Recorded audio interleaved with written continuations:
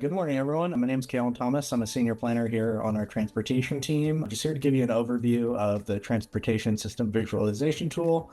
The tool is referenced throughout the plan document, as well as on our engagement hub. If you scroll down in the engagement hub and go to system performance, you'll see both the future system tool and the current system tool referenced there. You can click, and then the future system or the current system link will be right there. So today we're just going to be taking a look at the future system. As the tool loads, I'll just give you a little bit of background. While developing the 2026 RTP, we collected a vast amount of data on the various aspects of the transportation system.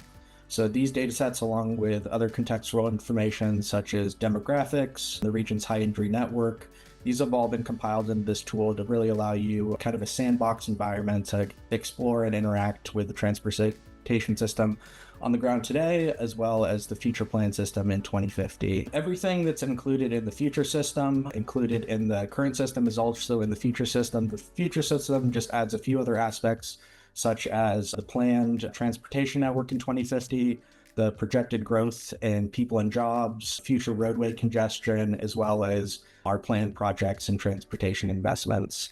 So on the landing page here, you'll see a few of expandable bars that'll help you get started, or you can just jump right in, click right here, and this will load the tool. So when this loads, you'll see the various layers that you're able to select on the left. These have been categorized by topic area, map in the middle, and then you have a dynamic legend on the right that'll change based on what you have turned on and off. So just looking at a few of these, under transportation, you'll see things from routes, stops, mobility on demand service areas, demand response coverage. Under bicycle and pedestrian facilities, you'll see bicycle facility types, our regional bicycle and pedestrian network, those separated right-of-ways that have those shared use paths, bicycle level of traffic stress, and that subset of the high injury network. Under freight, have things along the lines of airports, ports, railroads, our freight intensive areas, manufacturing industrial centers. Roadways, we have our traffic signals, our freight and goods transportation system, roadway congestion, things of that nature. Demographics, we have our equity focus areas, people and jobs, those transit supported densities, high injury network again, and roadway congestion. And then jurisdiction and land use, tribal lands, military bases, MICs, regional growth centers, things of that nature. We'll start diving into a few examples here, and then hopefully can highlight some of the features of the tool. So we'll just zoom in to the east side, and we'll turn on, how about the regional bicycle and pedestrian network? And then we'll also turn on our people and jobs or transit supported densities. Anytime you see a little arrow like this, that means you can expand, and then you have these radio dial options. These are usually intended for layers that aren't meant to be viewed alongside each other because they overlap. So you can click back and forth, and you'll now see that the legend has changed from pedestrian to now show bicycle facilities. Things can get very busy on this map fairly quickly, so there's a few options to help clean up how things are looking. So for example, if you want the transit supported densities to fade in the background and be a little bit more prominent, there's these three little dots here, so you can click on the transparency, and you can turn the transparency of that layer up and down to help highlight the data that you have on the map. Some other things that I wanted to highlight here, for example, is under our transit routes, similarly to the last layer, that's transit stops, our transit routes. So you have two options to view these. Firstly, everything is going to be showing up by transit route type.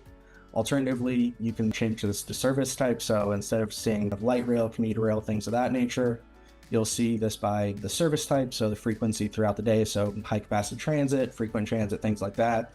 As I mentioned, things are already getting very busy. So you can further expand this. And if you just wanted to look at, say, frequent transit and above, you could turn off limited transit, local transit, and all day. And that cleans things up a little bit. We also have our projects and planned investments in the tool. So not every project that has bike and ped improvements is included here. These are really the short-term projects that are underway in the next couple of years, and then those larger regional capacity projects. So if we just turn on this regional capacity project layer, many of the layers in the tool will allow you to click on them. So we'll just pick a project here, give it a second to load.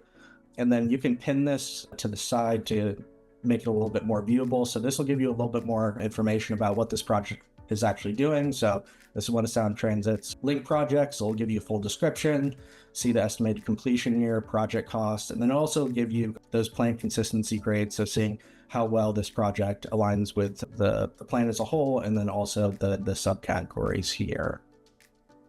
We did our best to categorize the data on the left, but there's probably going to be a time where you're looking for something, you're not quite sure where it is. So you also have this top layer, so you can expand and select all layers. So for example, if I just wanted to see if there's anything for like signals in the region, you'll see that that traffic signal layer pops up. So we'll turn that on. And by default, that layer is showing underneath that regional capacity project layer. But if you click on that traffic signal layer, you can drag and drop those and bring it to the top of the list. So now that traffic signal layer is showing on top. So another option to improve visibility there.